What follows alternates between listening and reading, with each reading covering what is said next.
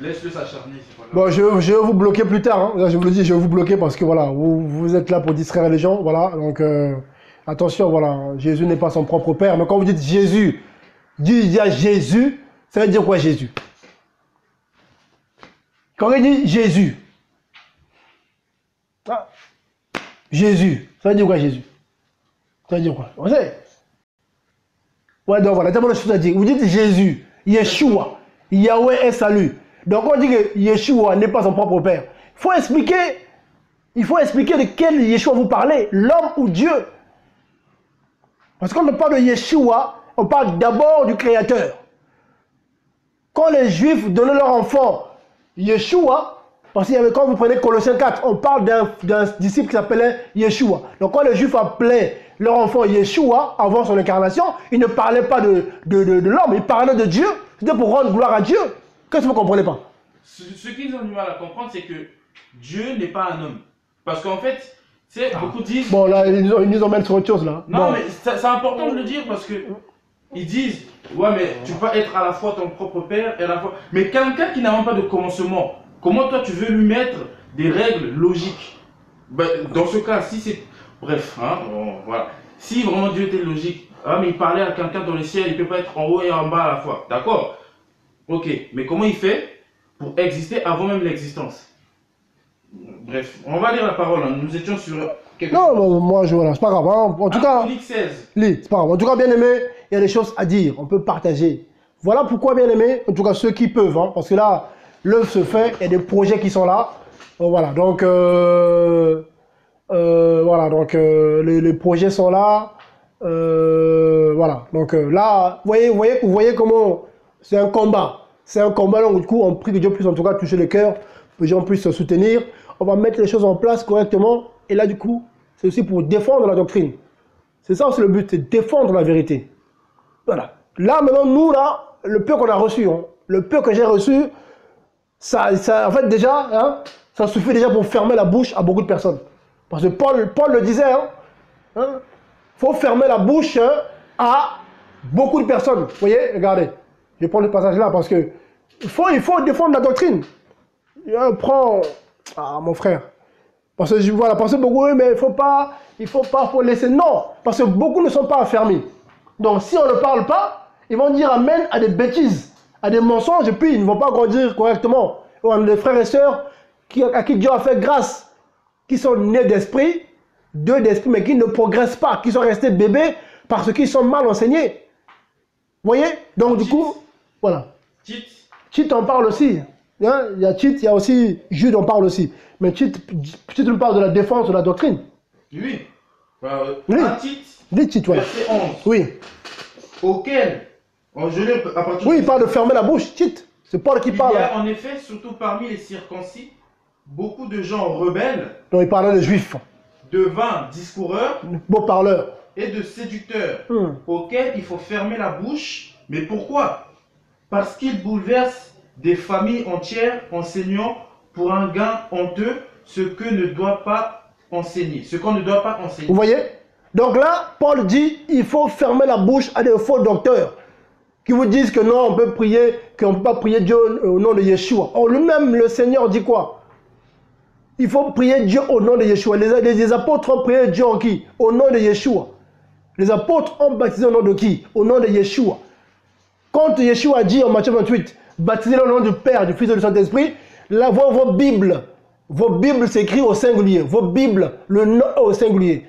Le Seigneur révélait carrément, il nous révélait les dimensions de Dieu. Il dit, un nom, au nom, Yeshua. Car Yeshua, c'est qui? C'est le Père.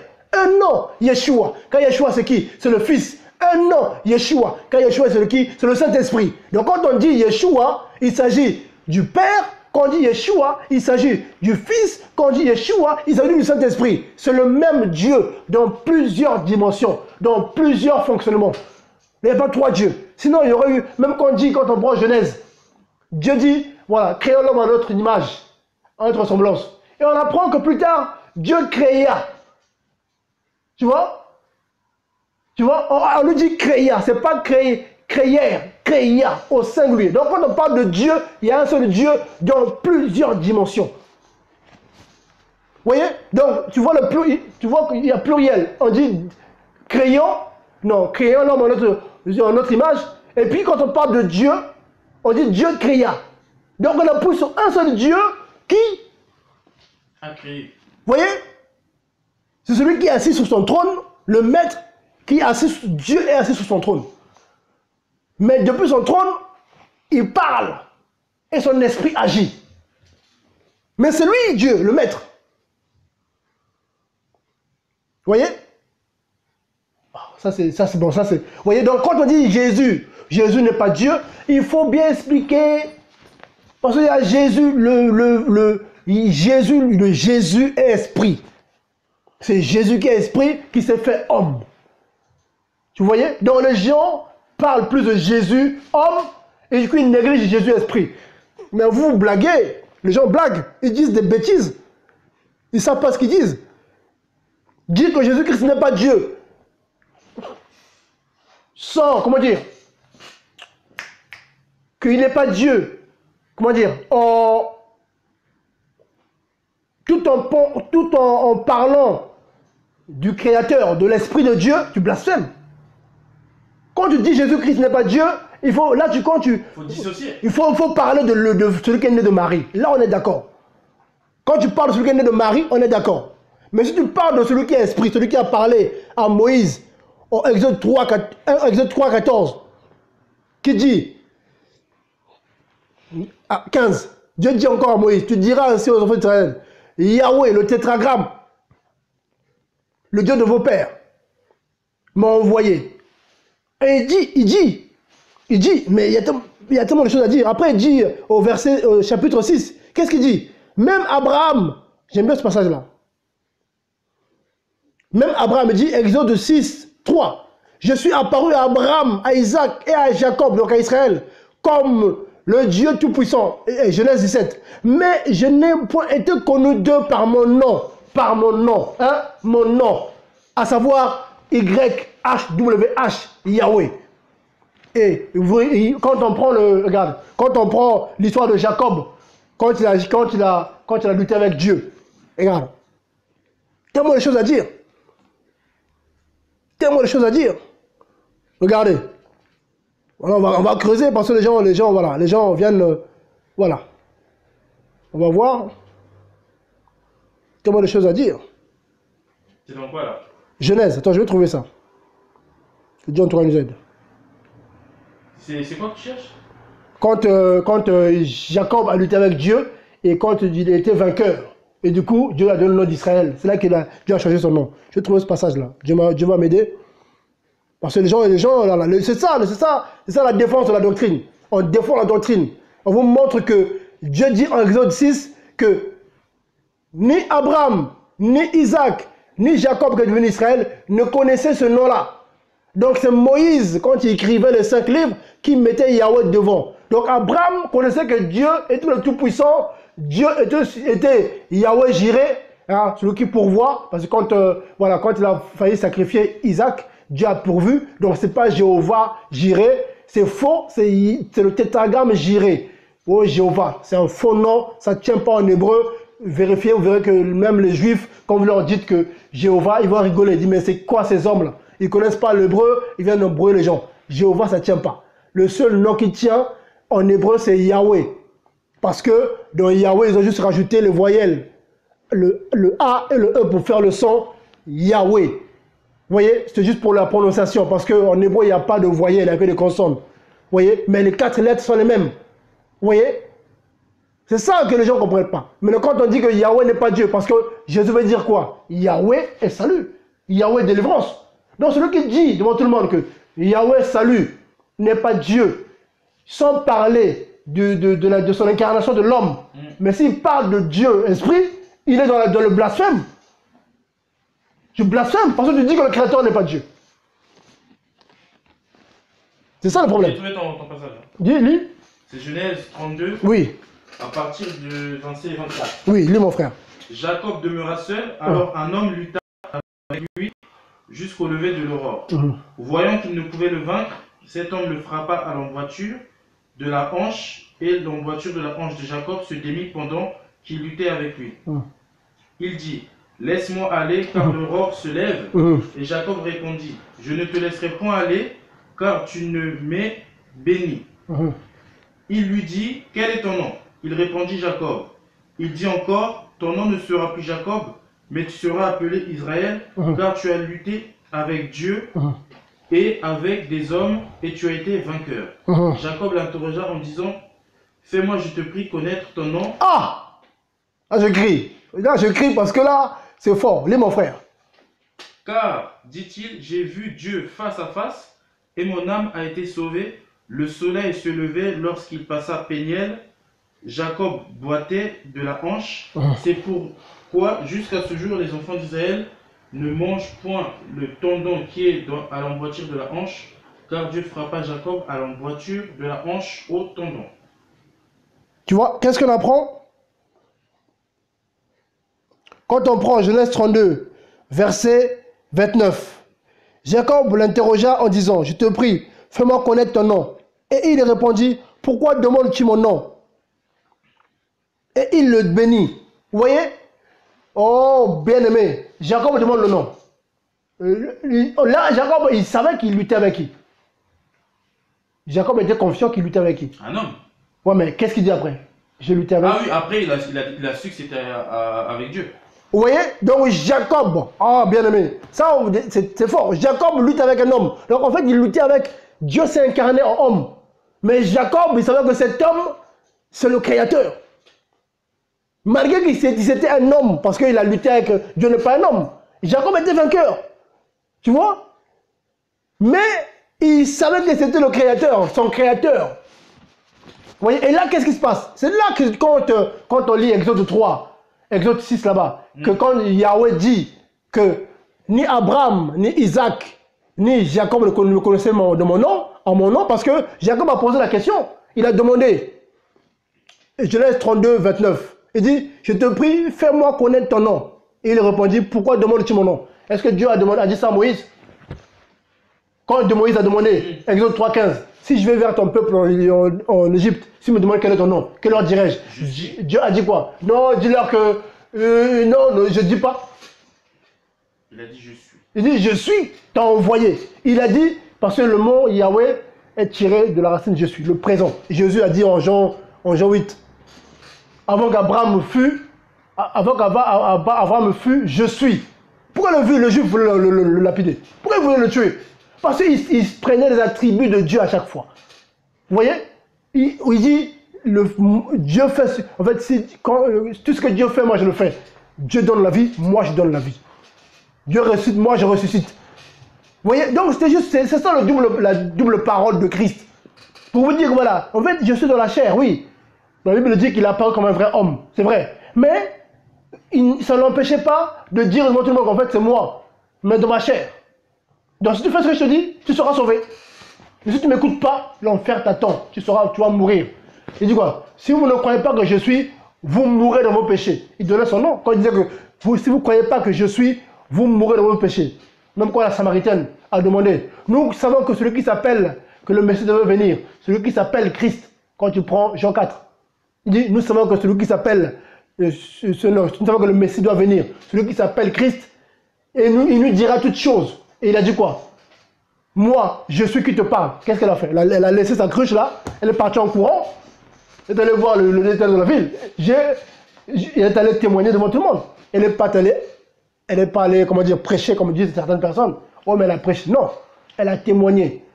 Elle n'a pas été enseignée les gens, parce que beaucoup prennent ce passage-là pour dire oui, les femmes peuvent enseigner. Elle a été juste témoignée d'un homme qui lui avait raconté sa vie par rapport à ses maris qu'elle avait eus et qui a dit qu'il était le Christ. Que tout le monde savait. Donc que ce soit les Juifs, que ce soit les Samaritaines ou le Samaritain qui étaient les Juifs hybrides, hein. Ils étaient mélangés, ils savaient que quelqu'un allait venir qui s'appelait le Christ. Vous voyez? Après on va vous embrouiller que non, Jésus n'est pas Dieu. Sans expliquer. Il faut expliquer. Vous expliquez, oui, on parle de l'homme, oui. Oui. Mais si vous dites ça comme ça, il n'est pas Dieu, il ne faut pas le prier, tu es antichrist. Oui. Je vous le dis en vérité, c'est celui qui dit que Jésus-Christ n'est pas Dieu, tu es antichrist. Voilà, parce que Jean le dit, hein, 1 Jean 5. On peut le prendre, hein. Parce que les gens ils viennent parler, il y en a qui ne savent pas. voyez, il y en a qui ne savent pas, ils répètent le verset, parce qu'ils n'ont pas encore l'éclairage sur de dissocier l'homme de Dieu, donc esprit et la chair, ils ont du mal, ok. Mais il y en a qui sont le diable, tu vois, la race de vipères, des possédés, ils sont nés pour être détruits, selon 2 Pierre 2, qui viennent embrouiller le peuple de Dieu. Oh, mais il n'est pas Dieu, il faut prier Dieu le Père. Jésus, il ne faut pas le prier. Oh, les apôtres ont prié Dieu au nom de Jésus. Voilà, les apôtres ont prié au nom de Jésus. Même Paul, l'apôtre des nations, quand j'entends les chrétiens dire que non, il ne faut pas prier Jésus. Tu es chrétien, toi? Tu es un apôtre. Paul dit quoi en Galates 2? Que Pierre, c'est l'apôtre de qui? Des Juifs. Moi, Paul, je suis qui? Votre apôtre. Donc, vous écoutez ce que je vous dis. Qu'est-ce qu'il dit? Colossiens 3. Colossiens 3, 17. Maintenant, dites-moi si Paul maintenant a menti ou pas. Lis Colossiens 3, 17. Si toi, tu es juif, si tu es juif, ok, écoute Pierre, lis Pierre. Mais si tu n'es pas juif, si tu n'es pas israélite, on se comprend. Tu es chrétien issu des nations, tu dois dire Amen à cette parole. Si tu ne dis pas Amen, soit tu n'es pas de Dieu, soit tu es mal enseigné, que Dieu t'aide en tout cas. Voilà, il y en a qui ne sont pas bien enseignés, d'accord. Voilà, lis mon frère. Et quoi que, on est dans Colossiens 3, 17. Hein. Oui. Et quoi que vous fassiez en parole ou en œuvre, Oui. faites tout au nom du Seigneur Jésus, en rendant par lui des actions de grâce à Dieu le Père. Ouais. C'est clair ou pas? Quoi que vous fassiez en quoi? En parole en quoi? En parole et en œuvre. Donc que tu pries, que tu jeûnes, que tu fasses l'œuvre de Dieu, il faut faire ça au nom de qui? De Jésus. Donc il faut le faire au nom du Père. Père. Non. Le mot de passe c'est Jésus-Christ. Yeshua Mashiach. Et oh mais c'est pas Jésus, c'est Yeshua. Bon, bien aimé, bon. Bon, ça c'est notre problème. Hein? Bon, en tout cas, faites tout au nom de Jésus-Christ, Yeshua Mashiach. Donc si quelqu'un va vous enseigner, vous dire que non, Jésus-Christ, Yeshua, c'est pas ça, ou ça, et il se dit docteur, il est antichrist. Il vous égare. Faites attention. Il y en a plein sur internet là. Jésus noir. Jésus-Christ était noir. Des racistes, des racistes, hein. Des racistes. Je vous assure, des racistes. Oh, faut pas vous métisser. J'entends des choses bizarres. Oh, mais toi, oh, mais lui, le frère là. Ah, lui, la sœur a épousé un noir, c'est une blanche. Ah, non, faut pas. Mais Moïse a épousé une Éthiopienne. Les gens ne savent pas. Jéthro, son beau-père, c'était un Éthiopien. Parce que Séphora était éthiopienne. Quand vous lisez, Séphora, femme de Moïse, était africaine. C'était une noire. L'Éthiopie, c'est noir, hein. C'est pas Maroc, hein. C'était une noire. Vous voyez? Une noire. Même les juifs qui sont racistes, là. Je vois les juifs qui sont racistes, là. Ils maltraitent les Éthiopiens en Israël. Mais ça leur rappelle que l'homme qui vénère le grand Moïse, à qui Dieu a révélé, Dieu a révélé son nom, à qui Dieu a montré, je prends un passage là, Dieu a montré son dos à Moïse. Exode 38. Que Dieu en tout cas nous aide. Exode 33, attends, 33 ou 38, que Dieu en tout cas m'aide. Parce que, bien aimé, tellement de choses à dire. Tellement de choses à dire. Dis-moi la phrase, je trouvais plus vite. Non, t'inquiète pas. Exode 33, partie du verset 18. Suivez. Ça fait 3 heures. On va parler et puis après on va arrêter là. Alors, Exode 33, verset 18. Oui, écoutez bien, aimé. Moïse dit, fais-moi voir ta gloire.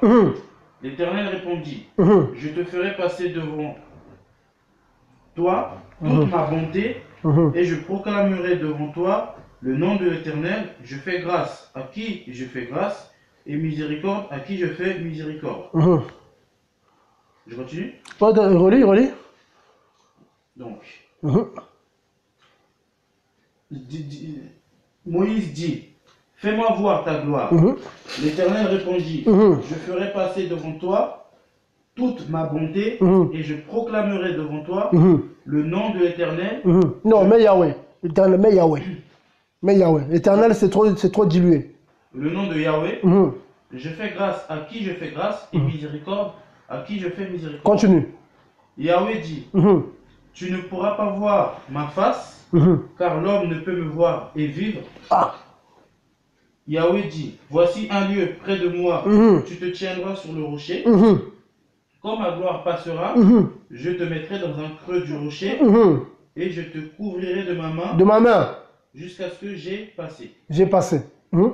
Et lorsque je retournerai ma main, Mhm. tu me verras par derrière, Mhm. mais ma face ne pourra être vue. Vous voyez? Oh, t'as compris ou pas? Donc Moïse, bon après c'est Dieu esprit, hein. Dieu a ouvert les yeux de Moïse. Moïse a vu Yahweh, non comme Jacob dans sa chair. Moïse a vu celui que les prophètes avaient vu assis sur le trône. Je vois le ciel ouvert, je vois un homme assis sur un trône très élevé, en forme d'un fils d'homme. En fait, c'est cet être-là qui quittait son trône, qui venait voir Moïse. Tu vois? Et là, Moïse dit, eh, qu'est-ce qui se passait? En fait, qu'est-ce que Dieu faisait quoi? En fait, regarde, Dieu, quand il venait, il se cache, comment dire, il y avait le buisson ardent, donc Moïse ne le voyait pas. Mais Moïse, qu'est-ce qu'il dit là? Je veux te voir. Moïse pose la question, je veux te voir. Dieu dit quoi? Bon, si tu me vois, si tu vois, là il ne parle pas de physique, il parle de Dieu dans son image spirituelle. Donc comme les anges le voient. Tu comprends pas? C'est ça la différence. Donc là, Moïse a vu Dieu comme il est au ciel, comme il est au paradis, comme il est assis sur son trône. C'est comme ça que Moïse l'a vu. Mais Dieu a dit, si tu me vois, tu vois mon visage, tu meurs. Parce que forcément, tu es un homme. Tu vois? Mais tu pourras voir mon dos. Mais qu'est-ce qui s'est passé? Déjà, on apprend que Dieu a une main, parce que Dieu a couvert. Donc ceux qui disent que Dieu n'a pas de main, Dieu n'est pas un homme, Dieu n'a pas de main, c'est faux. Le Créateur a une main. Voilà pourquoi on est créé à l'image de Dieu. Dieu a une main, Dieu a un visage. Donc Dieu a une bouche, Dieu peut parler. Oh, mais Dieu ne parle pas, comme dans l'islam. Dieu ne parle pas, Dieu parle par des songes. Il a créé la voix, il ne peut pas parler. Bref. Vous voyez, je suis désolé parce que beaucoup disent des bêtises. Donc là, on essaie de poser les choses, mais bon, c'est juste pour aider les bien-aimés à comprendre. Là, on apprend que Dieu, qu'est-ce qu'il dit? Moïse, cache-toi. Moïse, hein, c'est pas un esprit, hein. Physique, Moïse. Je passerai, ma gloire passe. Donc là, ça veut dire quoi? Tu vois un peu l'image? Donc Dieu a caché Moïse. Sinon, tu vas mourir. Donc, et Dieu a dit quoi? C'est le seul homme qui a parlé avec moi face à face. Et il ne parle plus avec un homme comme ça. Dieu n'a plus jamais parlé avec un homme face à face. En esprit. C'est le seul homme, même quand Moïse descendait, son visage brillait. Après, il mettait un voile. Parce qu'on ne pouvait pas le regarder. Parce que Dieu avait permis que la chair, cette pourriture-là, accède aux choses célestes. Tu vois, Moïse rentrait dans les choses célestes avec son corps humain. Tu comprends ou pas? Et pourtant, il a fini par mourir. Mais Dieu avait permis. Voilà pourquoi le Seigneur disait, voilà. De toute façon, il a dit, hein, je fais grâce à qui je veux. Grâce, et je fais miséricorde à qui je fais miséricorde. Vous voyez? Donc Dieu cache Moïse le corps de sa main pour ne pas qu'il voie son visage. Quand il passe, Moïse a vu quoi? Qu'est-ce que Moïse a vu? On apprend qu'il a vu quoi? Il a vu quoi? Le dos. Il n'a pas vu le dos du Créateur? Si. Il n'a pas vu le Créateur? Tu me verras par derrière, mais ma face ne pourra être vue. Moïse a vu le dos du Maître des Maîtres, le roi de gloire. Moïse, il n'a pas vu le dos de Jésus-Christ homme. Il a vu le dos de Jésus-Christ Dieu dans sa divinité. Moïse a vu Yahweh, le Dieu vivant, celui qui est assis sur son trône. Aujourd'hui, je parle depuis l'éternité. Dieu a fait grâce à un homme né d'une femme de voir son dos. Voilà. Vous voyez? Donc ça, c'est les... Bien, en tout cas, soyez encouragés, ça fait 3 heures. On va arrêter là. Donc en tout cas...